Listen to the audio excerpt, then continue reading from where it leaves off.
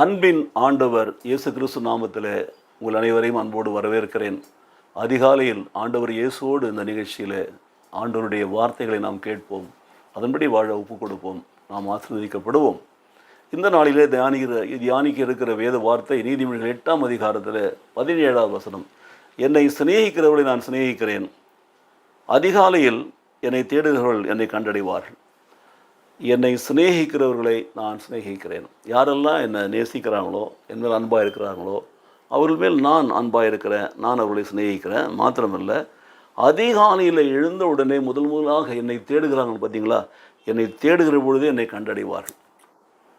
அதிகாலையில் தேவனை தேடுகிற பொழுது தேவன் முன்பாக இருக்கிறார், நமக்கு தரிசனம் ஆவார், நம்மோடு கூட பேசுவார், நம்முடைய கேள்விகளுக்கு பதில் சொல்வார். வேதத்தை திறந்து வாசிக்கிற பொழுது நம்மோடு கூட பேசுவார்.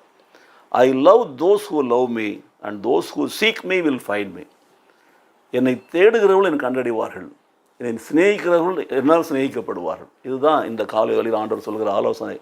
எனக்கு பிரியமான சகோதர சகோதரிகளே, மத்தேயு சுவிசேஷம் 7ஆம் அதிகாரத்தில் வாசிக்கிறோம், கேளுங்கள் அப்பொழுது கொடுக்கப்படும், தேடுங்கள் கண்டடைவீர்கள், தட்டுங்கள் திறக்கப்படும் என்று சொல்லப்பட்டிருக்கிறது. ஆஸ்க், சீக் அண்ட் நாக் என்று சொல்லி. So when we seek our Lord Jesus Christ in the early hours of the day, what happens? He is there in front of us to speak to us, to counsel us, to guide us, to bless us. எவ்வளவு பெரிதான பாக்கியம் பார்த்தீங்களா?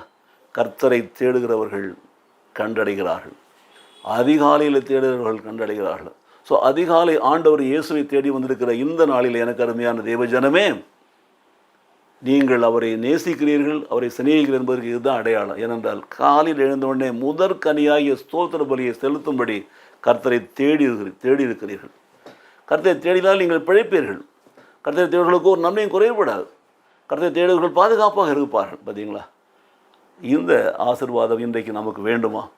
நாமும் கர்த்தரை சிநேகிக்கிறவர்களாக, அன்பு செய்கிறவர்களாக, அந்த அன்பின் அடையாளமாக அதிகாலையில் அவரை தேடுகிறவர்களாக நாம் நடப்போம் என்று சொன்னால், கர்த்தர் நம்மை ஆசீர்வதித்து நம்மை பெருக செய்வார். நம் வாழ்நாளில் we will not be mere seekers of God, but instead of that we will be finders of God. We find God and we pray to Him and He blesses us. அதுதான் மிக முக்கியம்.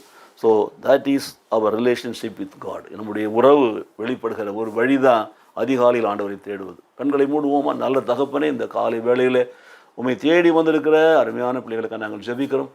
அவர்கள் உம்மை சிநேகிக்கிறார்கள், உம்மில் அன்பு வைக்கிறார் என்பதற்கு ஒரு அடையாளமான காரியமாக இருந்தாலும், அவர்கள் தேடுகிற பொழுது உம்மை கண்டடைகிற பொழுது இன்னும் மிகுந்த மகிழ்ச்சியோடு கூட, சந்தோஷத்தோடு கூட உம்மிடத்தில் வேண்டிக் கொள்ளவும், உம்முடைய வாக்கின்படி நடக்கவும் அவர்கள் கிருபை கொடுக்க வேண்டும் நாங்கள் ஜெபிக்கிறோம், ஆசீர்வதிக்கிறோம். இயேசு கிறிஸ்து நாமத்திலே பிதாவே, ஆமென், ஆமென்.